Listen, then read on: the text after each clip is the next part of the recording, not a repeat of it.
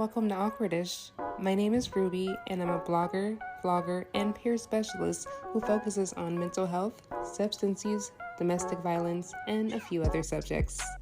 Thanks for joining us. Let's get started. Your camera's not on. There you are. I think you're muted though. Can you hear me now? Yes, I can hear you. Okay. Oh my God, I haven't seen you in forever. I know. I don't know what's wrong with my headphones though. I can't hear you in the headphones, so I'm just gonna disconnect them. All right. You were looking like London with your headphones on. Man, let me put these away. I haven't seen you in forever. So, okay, sorry. I didn't take anything off from the party. I just realized I got on a lay and stuff. Okay, much better. All right, this is exciting. All right, so let's get started. Welcome to Awkwardish, where we discuss mental health, substance use, domestic violence, and everything in between. And I have my dear friend Randy, and we're going to talk about PTSD today. Hi, I'm Randy. And so we'll just start with you telling as much or as little of your story as you want, and then we'll go from there. Okay, so my name is Randy. I go by Randis, and I'm 37 years old. I have had past experiences with PTSD and learning what PTSD is, and what I had noticed is sorry, I'm trying to find a thing.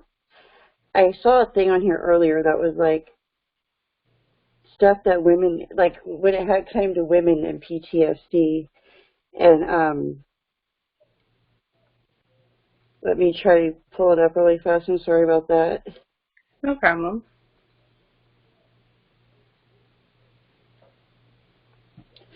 I don't know why I can't.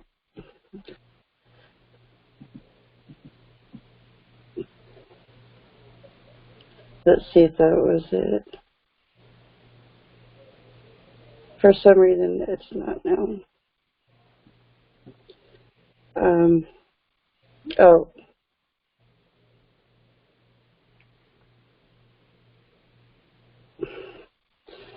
I guess then I'll just talk about PTSD, but like I found this thing that was like really cool because it was like basically having to do with different symptoms, and basically like it was saying like the 5 signs or like different signs in women, and it could probably be for men too, like how sometimes when you have like a traumatic event and with PTSD, like I know for like I think I went through it in my childhood where you could be any age and like something happens and it's like a traumatic event, but it's so traumatic that you block it out for years. Like you don't even think about it, like it's just gone, and then like 5 years later something happens that has to do with that situation and you're not even thinking about it, and it just clicks in your brain somehow, like you link the two together.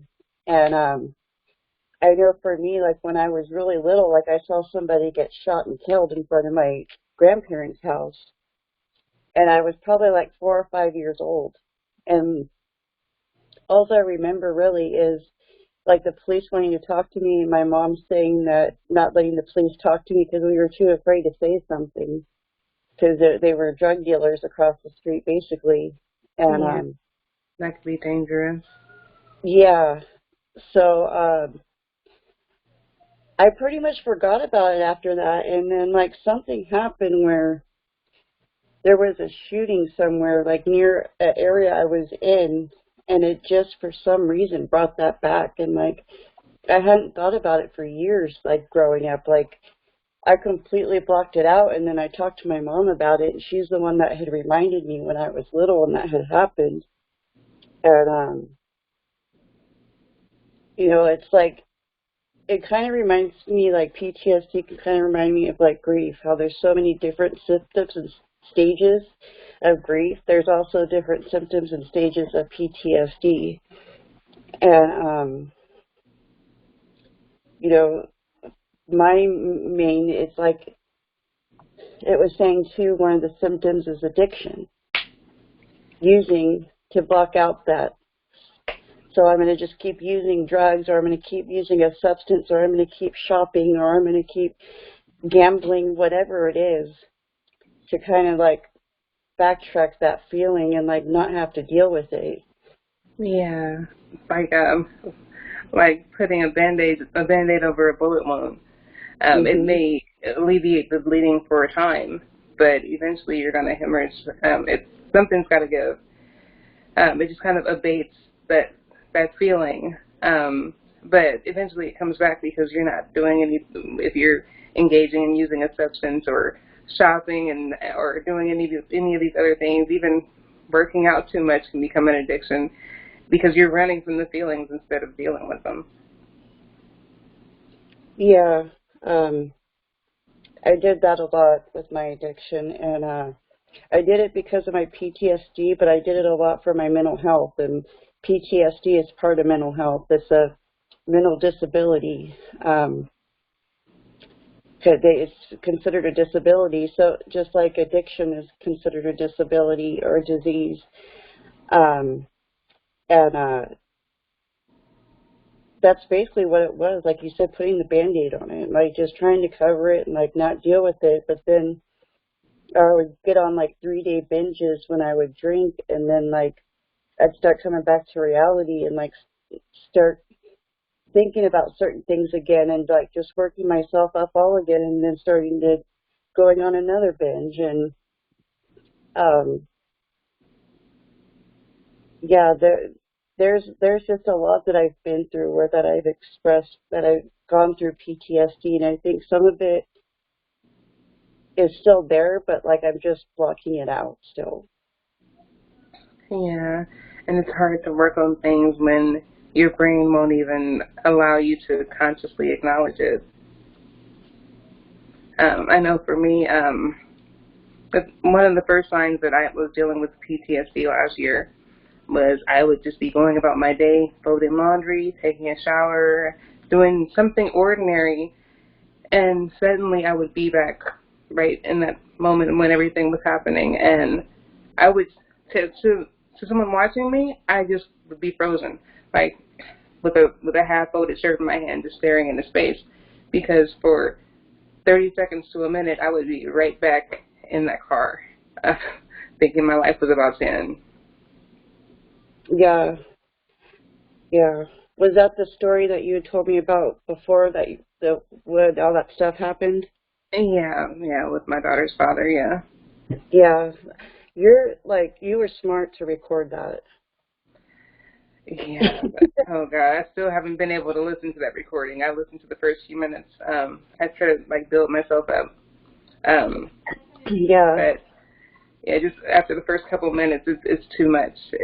I'm not ready to do that yet. I may not ever be ready to. Right. At least you guys were safe. That's the most important thing. Yeah. And I have gone through that too, kind of like what I was saying earlier, how like you don't think about it, but then something minute, like something small, like that reminds you of that past experience, whether how big or small it is. Like it could be just something that reminds you of that space and time of when that happened, and you're going back to that space. Yeah, a smell, a sound, sometimes an article of clothing, seeing someone who just for a split second looks like that person. It can be, you may not even realize it consciously, but your brain processes it that fast, and you're right back there. Yeah, I had like because about half of my PTSD, like, of it is just from being in a very abusive, toxic relationship for 5 years. And that all came along with the PTSD and then my addiction and not my mental health and like feeling like I didn't deserve better. And so I stayed in that cycle. Like I knew it was bad, but it was kind of like an addiction I had just with everything else. And, you know, I have a lot of times where, you know, I still go through PTSD from those years where, like, if I go to take a certain medication, like some Tylenol or something, and if they're the Tylenol that are like the white kind, that's just the white oval Tylenol, Yeah. I like sometimes I'll flash back because my ex had bottles like that and like opened my mouth up and jammed it down my throat with Oh water, my God. telling me to kill myself. And so, like, sometimes when I see that, like, it reminds me of that. So, like, usually I get different Tylenol. And there's a lot of times where I can be fine. It's like it comes, like, you never know. You don't plan it. Like, it just, some days you can deal with it and you don't, I wouldn't even think of it. But then, like, tomorrow I could take that medication, and, like, for some reason, there's just, I start thinking of that again. Yeah. Sometimes it has to do with where your head is that day, and sometimes it just comes out of nowhere. Mhm. Yeah. Like luckily I'm not in the situation I was in before, and like it took me a lot to get away from that abusive stuff. And like I try not to beat myself up about it, because like I do tell myself too, like, you know, maybe if I didn't stay as long, or if I left the first time that the person put their hands on me, like I wouldn't have all the stuff that happened, and I wouldn't have the PTSD from it, and trying to like blame myself for some of it. But like I have to remember the place I was in back then. And when you're going through addiction and then you have domestic violence and PTSD, like it all kind of just goes into all together, and staying and not knowing that I deserve better, but Yeah.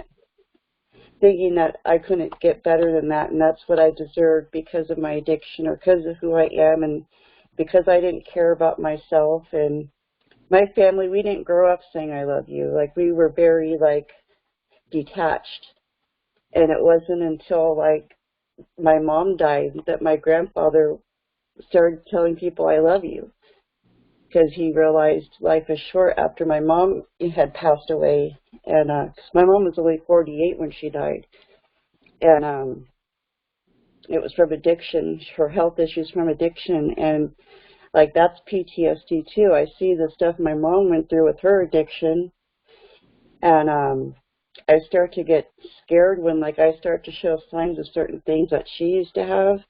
And when I would take care of her, and it would flash back to like just memories of my mom being sick and taking care of her, like growing up taking care of my mom.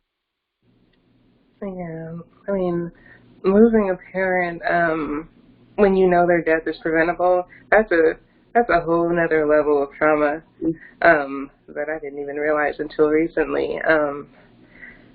Like we all know that we eventually have to let go of our parents, but when you when you when you know the way that your parent went was preventable, that's that takes a lot to be able to get to a point of acceptance. Was that from COVID? No, my dad, he he got into an accident when he was drinking and driving, and he got out of the car to try to walk to help because his phone was dead. He was on Highway 5 where there were no lights or anything, and he got hit by a train. So yeah, and before I knew all the details, I thought I wanted the details, and then once I knew the details, I wished I didn't know. Yeah. So Yeah. for a while, it's been every now. I never know when it's going to happen, but we have so many train tracks in Antioch. I don't know when me going over a railroad track is going to negatively affect me. So I feel like I'm like on eggshells a lot of the time because every now and then it just pops into my head and doesn't go away. Right, like just those little things, and tomorrow you could see a train and be okay. Mhm. It has no time or hour, or like PTSD doesn't work like that. Like it just shows up, and whenever it shows up, like you could be driving, you could be in the middle of doing something, like you can't pick and choose like what you're going through or what you're doing throughout your day. Like so many things happen and pop up, and then we just go back there. Yeah. And I mean, last year, after the things happened with my daughter's father, I mean, I was having nightmares, and the nightmares began months after the fact. And my psychiatrist actually had to prescribe me a medication to stop my nightmares because I Yeah. needed to be able to sleep, to be able to function and go to work. But I mean, thank God for that. I had no idea that was even a thing.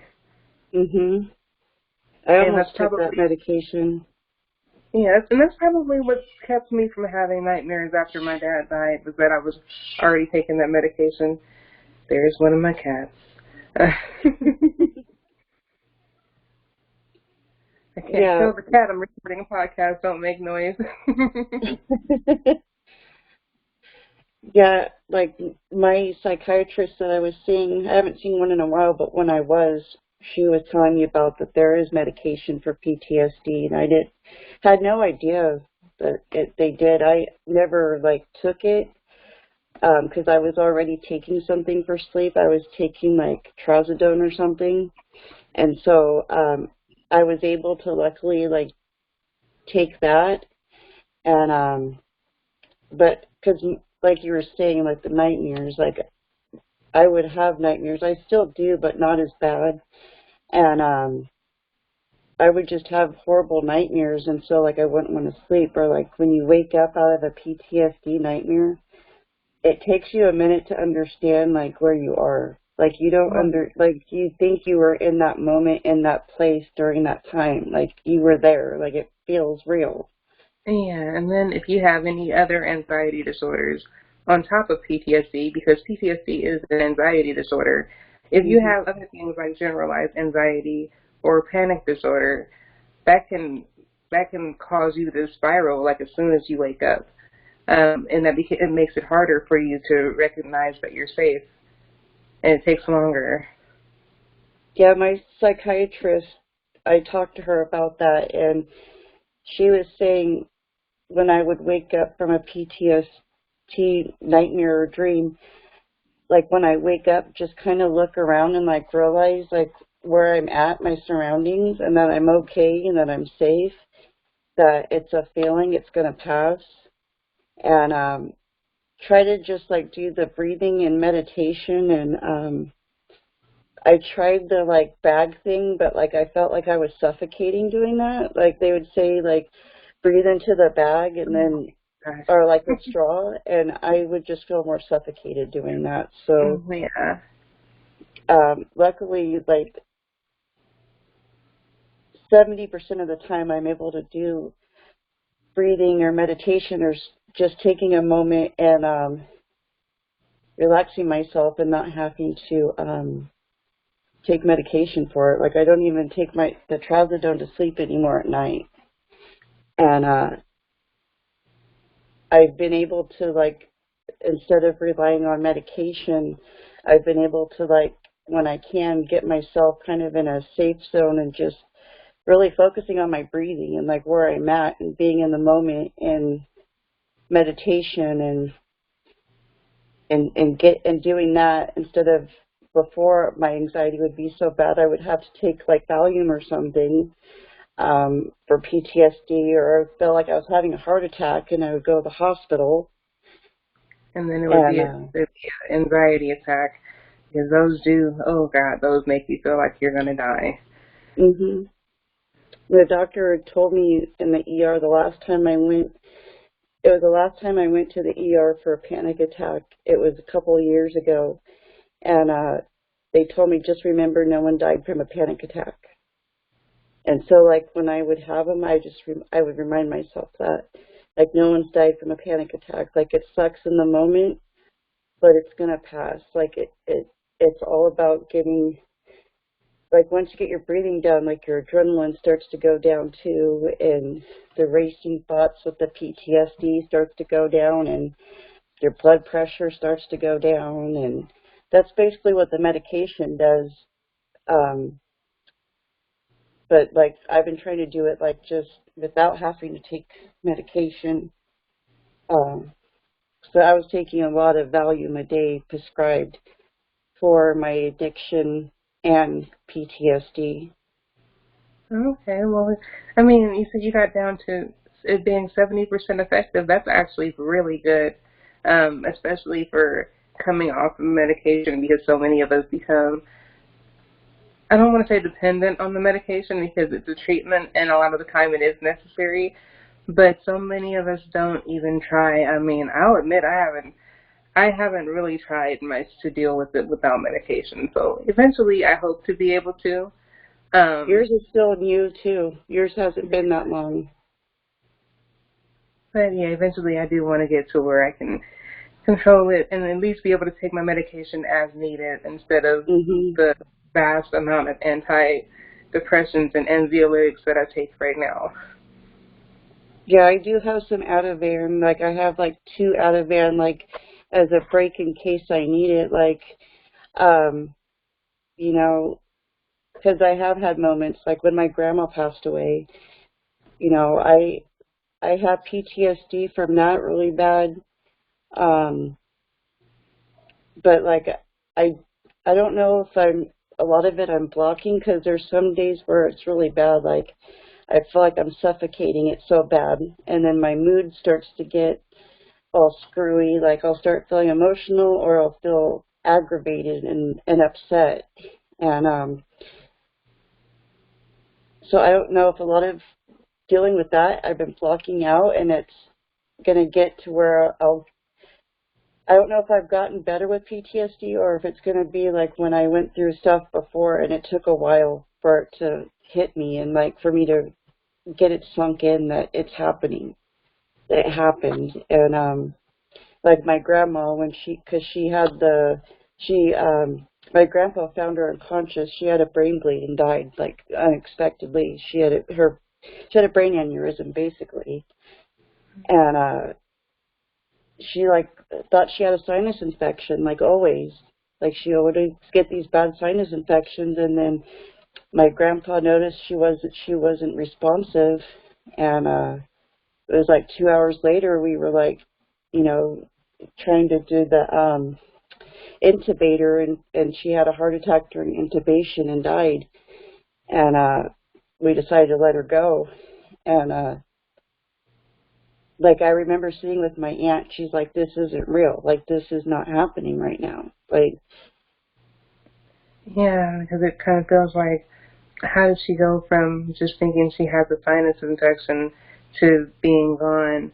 And it really makes you realize, like, and I don't know if this is normal, and I'm kind of like going slightly off topic. I've noticed since I lost my dad that I am terrified of losing my mom. It's like once you lose one person who's close to you, it makes it real that you could lose anyone who's close to you.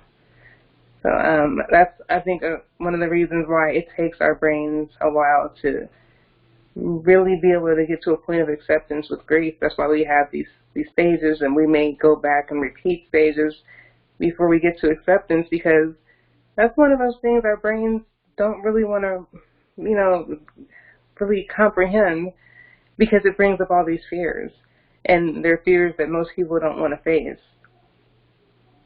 I noticed a lot of PTSD that people have. If you notice, a lot of it is from something somebody went through that wasn't expected. Yeah. Like when there's a trauma that happens that we weren't planning. Like, because I noticed my grandma, the way she died, that devastated me.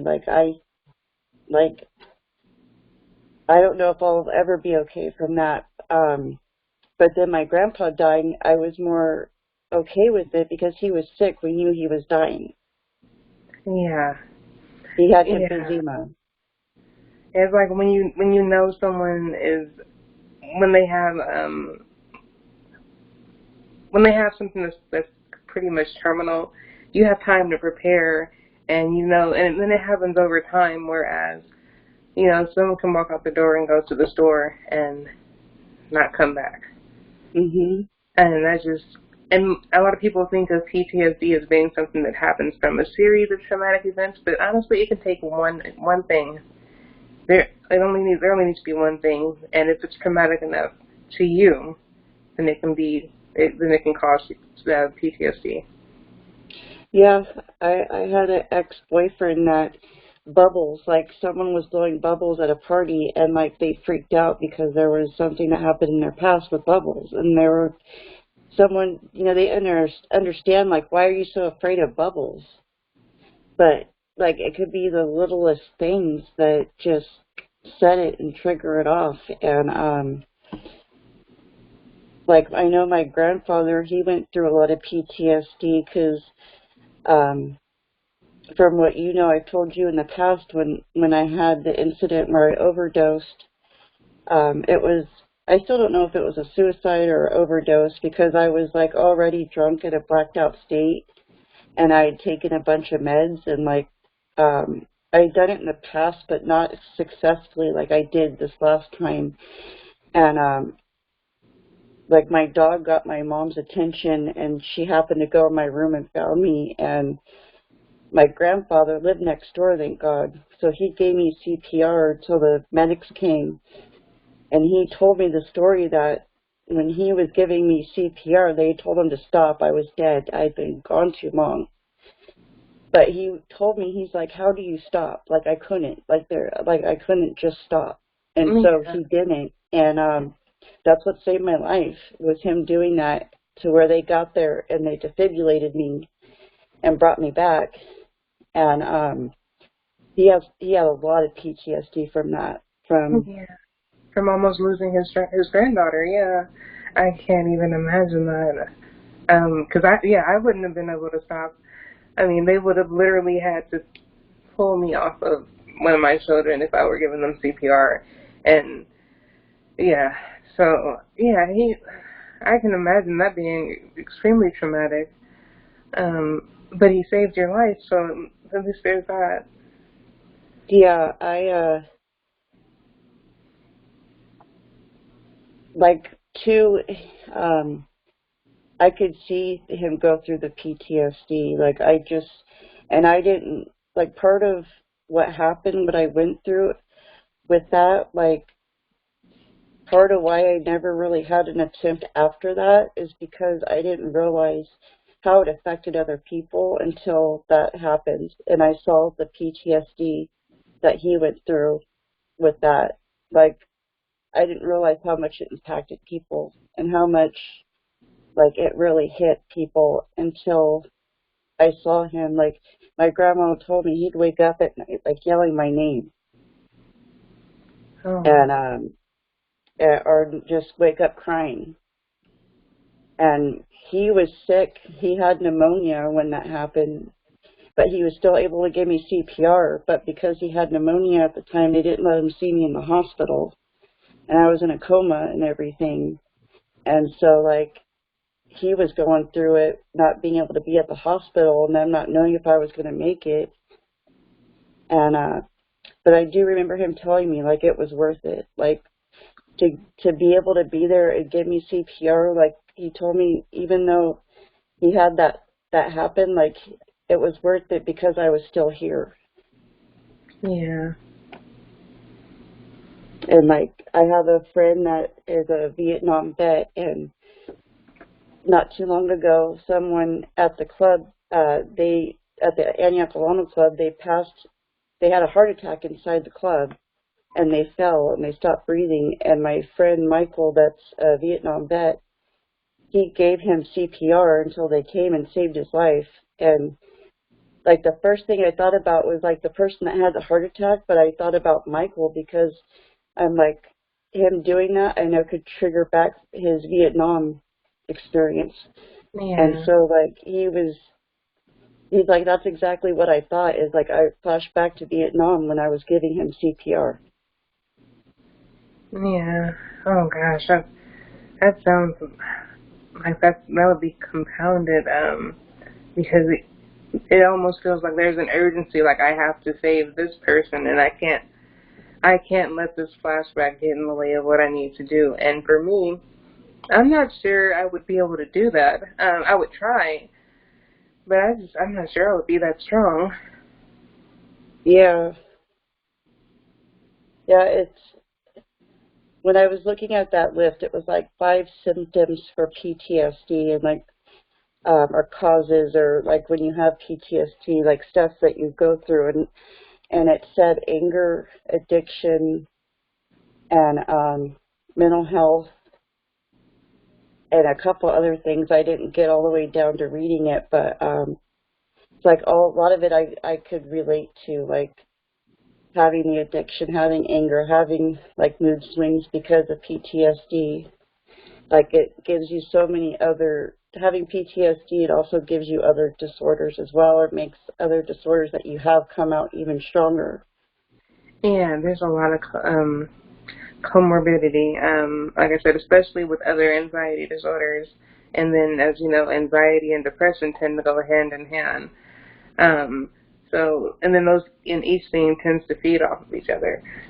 So, that's one of the reasons why I've actually been trying to post more about PTSD because there's so much misinformation about it. A lot of people only associate it with people who are veterans, and Mm-hmm. that's leaving out a huge population of people.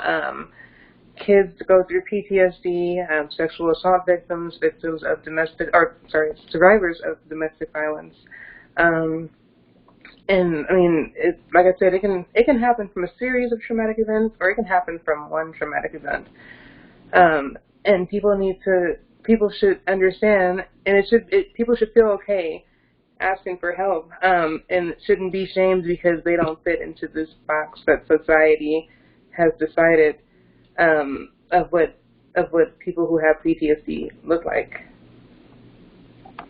I think PTSD too is going to be a more common occurrence with COVID happening, with everybody getting sick from COVID and just the way like people are losing their jobs because of it and losing their places to live and like really getting hit hard or losing family from COVID. And I think we're going to see a lot more PTSD with people because of that. Yeah, and I mean, I think we're already seeing it. People just don't realize that that's what it is, which is why I feel like it's so important to treat mental health the same way we treat physical health. Everyone should get some type of evaluation or checkup periodically, just to make sure everything's okay, and that way it normalizes mental health, like education and services and treatment. Because if everyone is getting evaluated for mental health treatment, then it's not a big deal. Mhm. Yeah, I've been trying to like I do the NA meetings and stuff, not as much as I used to, but when I do or when I speak at a meeting every once in a while, I just try to remind people that like about mental health as well. Like NA is great. I love NA. But I try to remind people like we have an addiction, but some people also have other issues like PTSD or mental health, and like if you don't treat one and not the other, like it doesn't work. I've noticed like Yeah. my if I don't treat my PTSD, then my addiction goes out of whack. If I have my addiction going out of whack, then a lot of the time I find my PTSD is a whole lot worse, and it's like that cycle all over again. And Yeah. so I try to tell people at NA because a lot of people are, about not taking medication and living without medication. And, NA is completely different than it was 20 years ago, like mental health wise and everything, and COVID and having to take medicine. And, I've just seen a lot of suicides and NA. And so I try to remind people about, um, take care of your mental health as well as your addiction because it goes hand in hand, and a lot of addicts have PTSD. Yeah. So many things happened to us when we were in active addiction. A lot of people who had previously been victimized tend to be re-victimized when they're out there and living that lifestyle.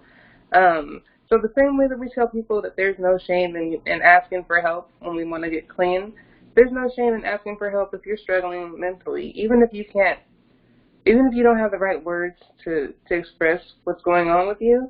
If you need help, definitely ask.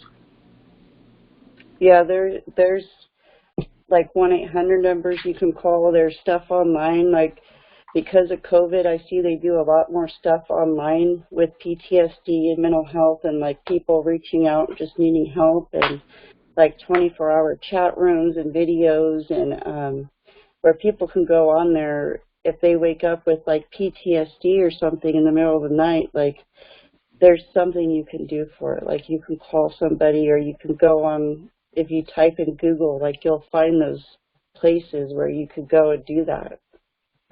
Yeah, I actually made a reel about a week ago. It included the PTSD helpline number. There's a helpline for everything. There are text lines for everything. One of the cool things I found out about my school recently is that if you're a student there, then you have access to this health service, which includes video appointments with a therapist, and you can have an immediate video appointment with a therapist. And I mean, that was amazing to me to find out. So there are so many resources available, and I try to keep the resources page of my blog updated, but I know I haven't updated in a while, so I'll be adding more numbers to there soon.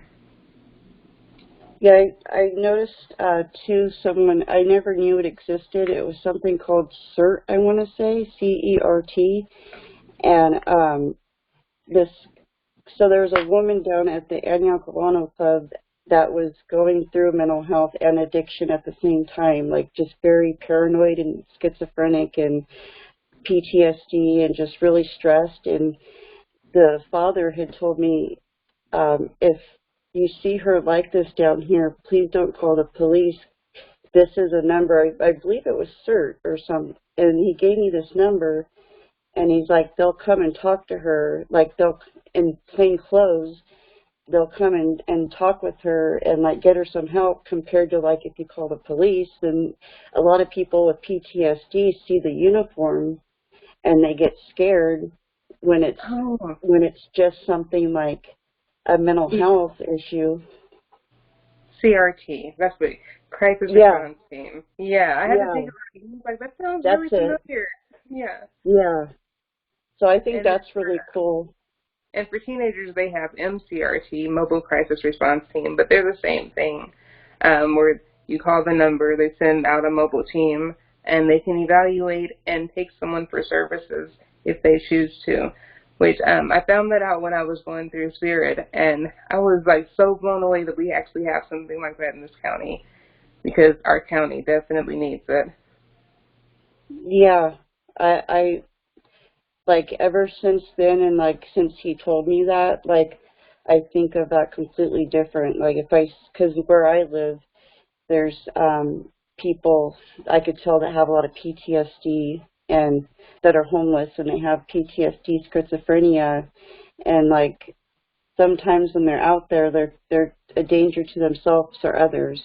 And so instead of like reporting it to the police, like, I think twice now. Like, I go to the CRT. I don't do that because a lot of them, just seeing that uniform brings up PTSD and just makes the situation 10 times worse. Oh yeah, especially people who are unhoused. They tend to have had a disproportionate number of bad experiences with police. So just having a uniformed police officer approach them can make them uncooperative for various reasons. So that's why I said I was so excited when I heard about CRT, because they've been making a huge difference in the county. I don't know if you remember that Netflix thing, I think it was, that I had you watch a long time ago. It was like Ernie, like, it was the two cops they were cops in some other state, and so they started like checking and working with crisis with people, and they would like off duty, like they would get off work and then they would go in plain civilian clothes and like go help people that they had seen during their job or had encounters with, and like give them food or give like try to help them with mental health access. And then because they had started doing it, like these two police officers started doing training around the United States with police departments on how to do it. Okay, that sounds really familiar. But I have watched so much stuff over the last couple of years on Netflix especially. I'm gonna have to look through my Netflix history because that sounds familiar. But my brain is just like coming up short of remembering it. There's also my doctor told me about this movie. It's by Gabor Mate, I think, or Mate, and it's called The Wisdom of Trauma. And it talks about going through trauma, PTSD, and mental health and addiction and all types of trauma. And it's basically a documentary on diagnosing and suppressing symptoms of into healing. And it was on Netflix, but it's not on now. But I think if you do enough research and look it up, you could probably find the film somewhere. It's really cool. Like The Wisdom of Trauma? Yeah. The doctor that did the video, I have his book, Realm of Hungry Ghosts. And he's a doctor that works a lot with stress and addiction and PTSD, and he used to work in the Tenderloin with addicts and stuff. So this is a video, documentary he did on different traumas and like going through trauma and just explaining it more and like tips and like how to deal with and going through traumas. Okay, well, I found the website for the documentary. Yeah. So I usually when it comes up like that, I can usually find it on Netflix for like $3.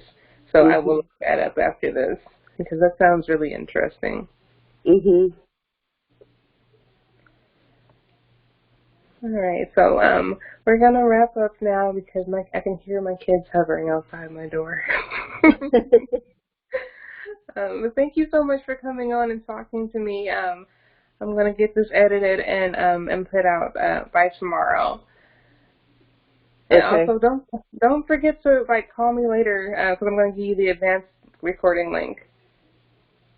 Okay. All right, love you, Randy. Love you too. Take care. All right, bye. Bye. Be sure to tune in next time for more Awkwardish.